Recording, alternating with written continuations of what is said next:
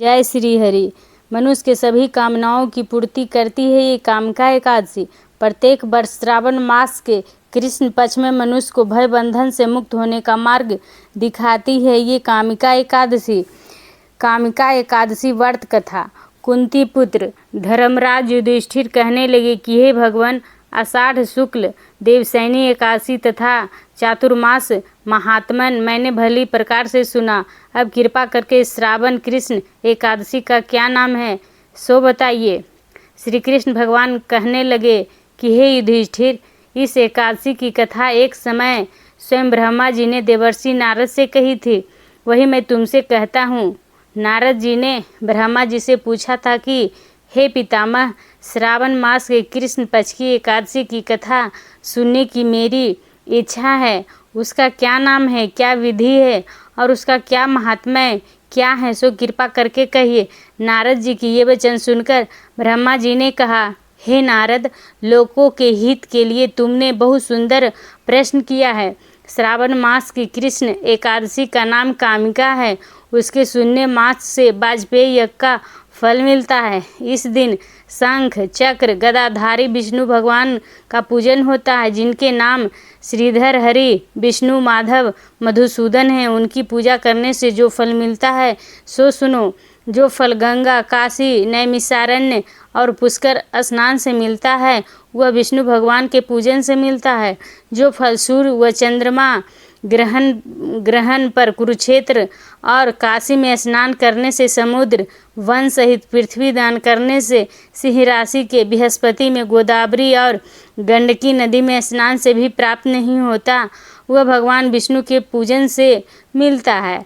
जो मनुष्य श्रावण में भगवान का पूजन करते हैं उनसे देवता, गंधर्व और सूर्य आदि सब पूजित हो जाते हैं। अतः पापों से डरने वाले मनुष्य को कामिका एकादशी का व्रत और विष्णु भगवान का पूजन अश्वमेव करना चाहिए।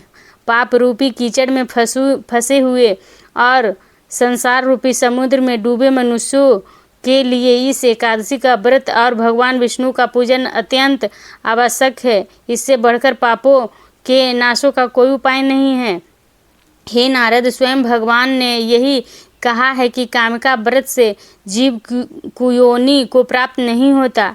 जो मनुष्य इस एकादशी के दिन भक्ति पूर्वक तुलसी दल भगवान विष्णु को अर्पण करते हैं वे इस संसार के समस्त पापों से दूर रहते हैं। विष्णु भगवान रत्न, मोती, मणि तथा आभूषण आदि से इतने प्रसन्न नहीं होते जितने तुलसी दल पूजन का फल 4 भार चांदी और 1 भार स्वर्ण के दान के बराबर होता है।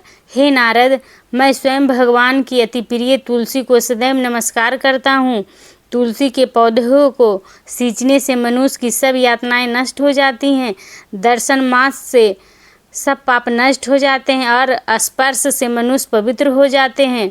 कामिका एकादशी की रात्रि को दीपदान तथा जागरण के फल का महात्म्य चित्रगुप्त भी नहीं कह सकते।